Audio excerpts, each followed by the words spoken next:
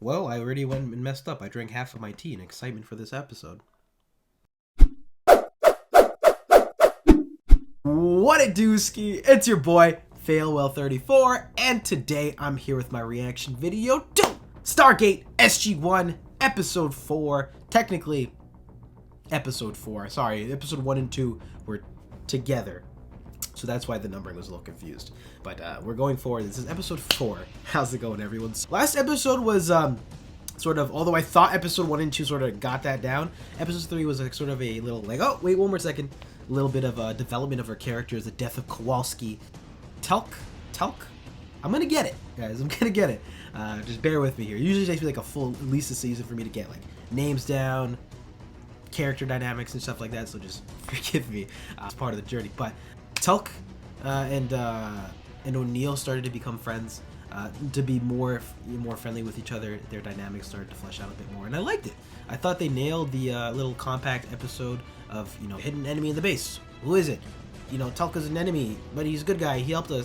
He's a part of the team now. You get a uniform. You know, I thought they did a pretty decent job off for the first few episodes. I mean, give me a good idea of how they're going to handle some of the more emotional bits and conflict in the show, character to character. So, not just like an intergalactic space battle or whatever it is. But that being said, let's go to SG-1 and see what else is crack-a-lackin'. As always, if you enjoyed this video, then definitely be sure to smack that like button and subscribe if you haven't already. And don't forget, guys, in case you're interested in getting the full Underdog reaction and more, and joining me along this journey with me, and definitely check out patreon.com/Failwell34 in the description down below. Yeah, get some sweet rewards and perks, plus just little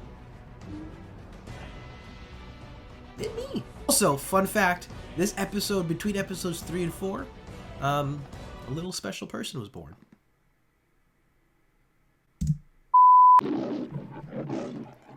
Oh wow, in between 3, 4, 34, 4th of August, it's all connected! What a mess. This temple was destroyed long ago. Let's get a move on before we meet somebody who remembers why. There's no signs of human life. It's your doggos. Sounds like dogs. Oh, it's just the kids. He's getting bodied. Oh my goodness. Okay. Oh. Yes, I am. I am Abu of the Shavadai. Shavadai? People of the river. No. No, I don't think so. We're travelers from Bogada? Welcome in my father's camp. This is Teal'c, and this is Dr. Teal'c. Carter. The dogs are gone. It's like teal. This is a woman? Oh, yeah. Do I have something growing out of my nose, or? Some sort of cultural thing. Like a men-only tribe or something? I cannot look at you! Okay, now I'm hurt. I low-key caught feelings the second You time. must take her and go! No, no. Doesn't seem like she did anything No, let them wrong, go. just being. He's right. Oh, he's on some shit. Okay. Well, you've got guns, so light him up. Oh, they got an arrow though. That changes things. Squad up. You look like a powerful Counter-Strike crew.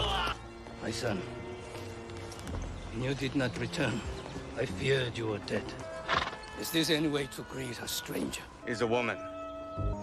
Observant bunch. Father, they come from the Sea of Ogada. She speaks. She dies. Salt. No, no, she saved my life. A woman saved a life. Hers cannot be taken. If you will travel this country, you must learn our ways. We should just go back while we're ahead. If we learn their customs, we'll be okay. It's an incredible opportunity to study and... Yeah. Last time I'm gonna be like, I think I'll hang back on this one. You three got it. This camp could literally belong to Genghis Khan. It's a... Learn to show her face in public. Or to wear the clothes of a man. The old laws weigh heavily. Oh, we've got some pretty swell drugs of our own. Colonel, a lot of breakthroughs in medicine are coming out of the mountains, and we should really see what he's got. Cuts to the kid just smoking a You fat cannot go blunt. until you are properly attired. Properly attired? Dress and live as the people they're studying. I'm not an anthropologist. You are today. Shoulder was badly burned. From the moment I began treatment, there was no pain. We should take some back and test it, huh? +1 loot. Daniel, find me an anthropologist that dresses like this, and I will eat this headdress. Look at O'Neill in the You background. are Guess the kid doesn't get out much. On my face, I don't care how much embroidery it has on it. And this dress. The good news is, you were right.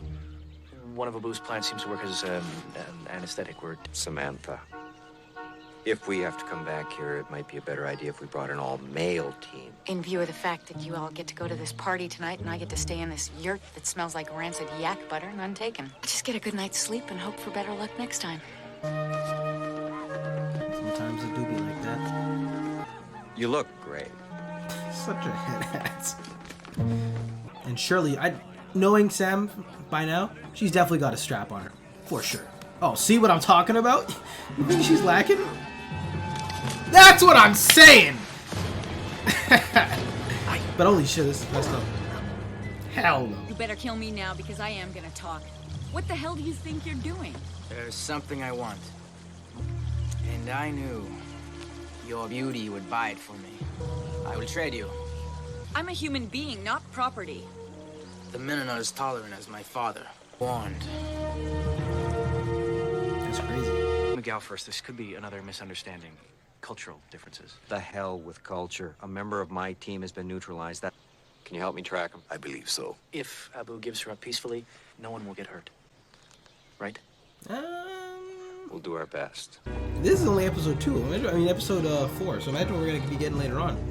And it's cool how we're getting the more gauged idea of the different types of, I guess, people out there in space and how they sort of mirror our own history. I'm sure we're gonna get more like stereotypical alien look I've come to trade. and more creative ideas. How he pales in my presence. You risk your head coming here. And I was abducted against my will. Si abogada. My friends will come after me. They have weapons more powerful than you can imagine, and they won't hesitate. Silence!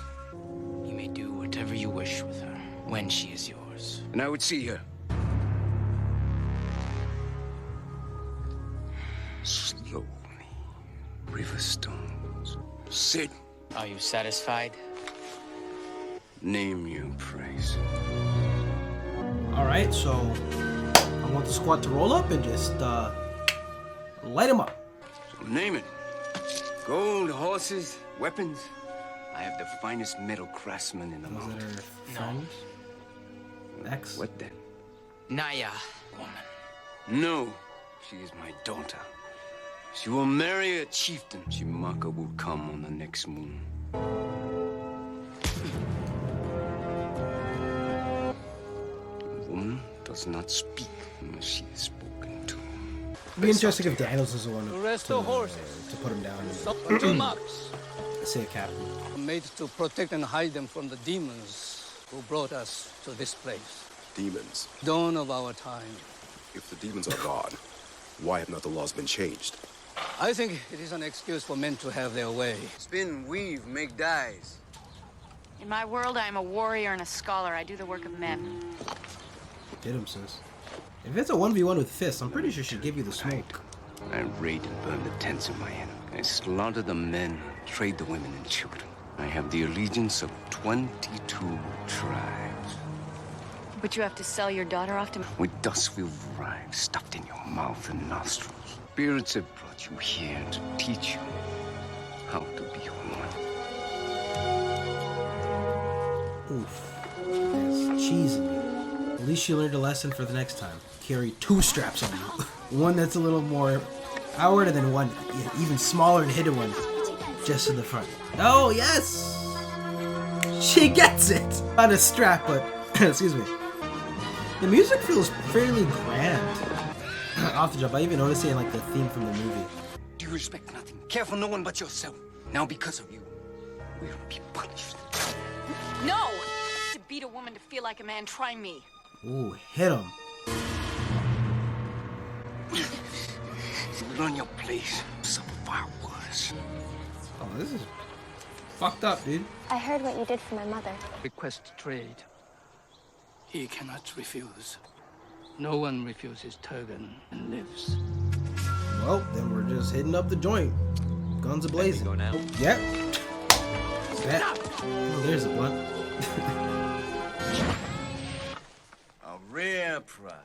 500. Younger. fit to bear many sons. Enough to start your own tribe. A woman of power for our people. Not only a warrior, but the spirits of our land. They tell her when it's time to plant grain, when water will be scarce. Oh, yeah? That's what I'm saying. It never ends, and here you go. Empties out the clip, gives it to him. He must have only given it. That's generous. It was solved with a gun, which he's just unloading into the sky. I've never been so happy to see you guys. Oh, sure you have. Remember that time on P3 you drank that stuff that made you take off? We won't get into that right now. Don't tell me he's gonna hold him hostage with said gun now. Tell me! Where's Naya? She came to me, just like the wind said she would. But before we could make our way, her father caught us. She will be stoned to death. Because she broke the law of the land. Applies to his own. He must rule by example. We have to go back, now. Negative. Go in there and try and get that little girl out. We could be starting a war on this planet. Fuck, eh? Since when are you a politician, Colonel? Easy, Captain. I know what it is. That's our world. Use your weapons and free her. Colonel is right. You must choose between one woman, your people. Naya broke the law because of me. I can't leave her here to die. But if it is one life or many? Wait. Now, there has to be another way. Unless y'all got a loophole. What about the old laws? Yes, if we fight with law. He sacrifices himself or something? I thought they were gonna leave the episode off on a dark ass note like that. Like, yep, she gets stoned. I would have been like, holy shit. I think I read a comment somewhere saying that this is as dark as it gets with episode 1. Father! This is pretty fucked up. I forgive you. Do not! Stoning may be challenged. You will lose, and my daughter will still die. You challenge my decision. At a time to remember. The bigger they are, etc. You don't think I can win? You've had at least some basic hand-to-hand training? Yeah, level 3 advanced. That's what they had to have. They have a moment where she gives him the smoke. He's gonna pull out the gun. It's gonna have no ammo in it. Yes. Just out of curiosity, how do the spirits determine who wins? Death. I thought we were doing hand-to-hand. Said anything about Knives. Okay, Sam, let's give him the smoke. You gotta account for the curvature on his knife.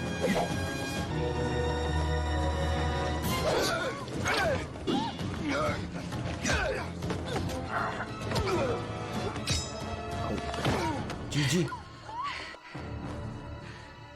Be no war between us. And me?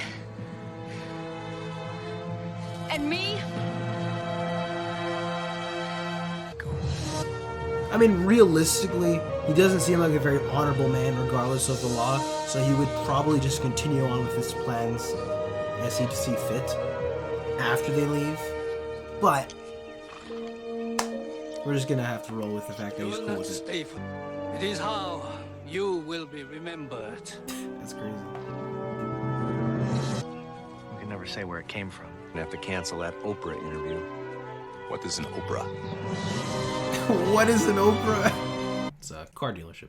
And that was Stargate SG-1 episode 4. That was my reaction video. Yeah, see what you were trying to do, but I don't think it really worked all too well in my opinion. So this episode obviously focused on them. I had a couple questions as I was watching this episode.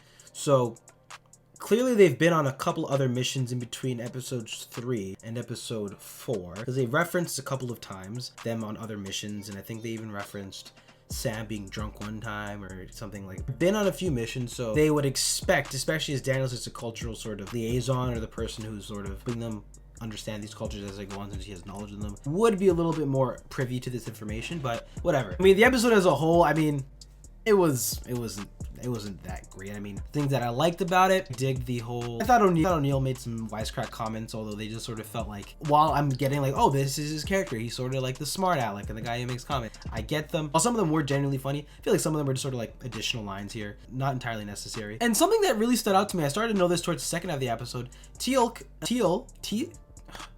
until he walked back into that room, he had little to no lines of dialogue, and I'm not entirely sure as to why that was. I would have thought he would have probably had more to say, but he notably didn't say very much, which was surprising.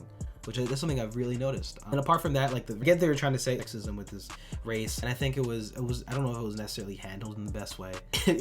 I can see it being fairly problematic. I didn't think it was an amazing episode by any means. I think they sort of talked about the subject matter in a passable manner, I would say. Also, too, the idea is, I mentioned earlier on, I'm kind of confused because I thought they said the whole idea of the species or whatever had to do with the Egyptians, and that kind of got X'd off earlier on. So as to how, you know, a few hundred years or a few thousand years into the past, the civilization has still managed to pop up, doesn't really make sense to me mechanically, unless that was sort of like an error. I don't know. That's not to deter from the episode as by any means, but again, I think this is just, to me, this comes off as like an early on episode of the series where, I mean, for the most part, it seemed fairly like didn't impact the story at all. They got some sort of anesthesia, but I don't know how necessary it's going to be to the plot. This just sort of seemed like a one-off sort of episode, so I'm not going to judge the series too heavy off of it, honestly. That was this episode of Stargate SG-1. To me, this is sort of like a whatever episode that obviously had to do with this race, and they were sexist, and how they treat their women. At the end of the day, this was only, like I said at the end of it, like, he just gives them their word. This is just one tribe